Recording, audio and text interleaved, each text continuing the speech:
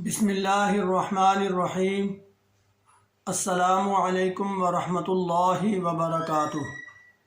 हकीम हाफ़िज़ ज़ुल्फ़कार अहमद चौहान आपसे मुखातिब है। आज हम जिस मौजू पर बात करेंगे वो है जलने के बाद ज़ख़म का उभरा रह जाना। असल में होता ये है कि जब हम देखते हैं कि जब कहीं जिल्द जल जाती है तो उसका इलाज हो जाए, लेकिन उसके बाद भी वो जगह उभरी रह जाती है, आम जिल्द से वो ज़्यादा उभर जाती है, दर्द भी नहीं होता, कुछ भी नहीं होता, लेकिन वो जिल्द जो है वो दूसरी जिल्द की सतह के बराबर नहीं होती। तो इसका इलाज सर्जरी ही करते हैं लोग, लेकिन मैं आज आपको ये बताऊंगा कि इसका इलाज बग़ैर सर्जरी के भी है।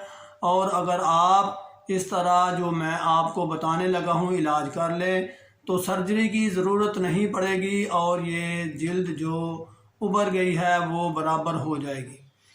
तो इसके लिए मैं सबसे पहले तो आपसे ये गुजारिश करूँगा कि ग़िज़ाई तौर पर आप ये सब्ज़ियाँ इस्तेमाल करें, कद्दू, टिंडे, शलजम, गाजर, काली तोरी, और इनमें जो आपने मसाले ऐड करने हैं वो काली मिर्च, नमक, अदरक, हल्दी, लहसुन, ज़ीरा, सफ़ेद धनिया।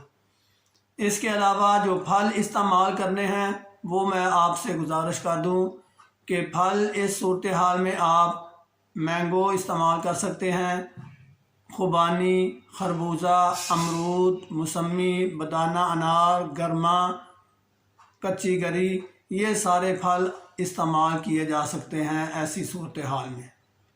इसके अलावा आज हम आपको इसकी दवा भी बताएंगे।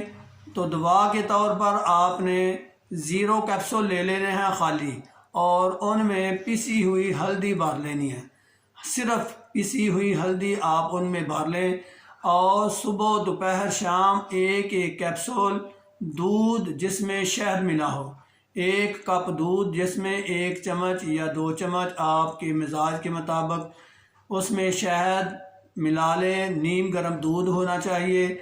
आप सुबह, दोपहर, शाम वो दूध और वो 1 कैप्सूल उसके साथ खा लें। ये बेहतरीन दवा है इस सूरत हाल के लिए।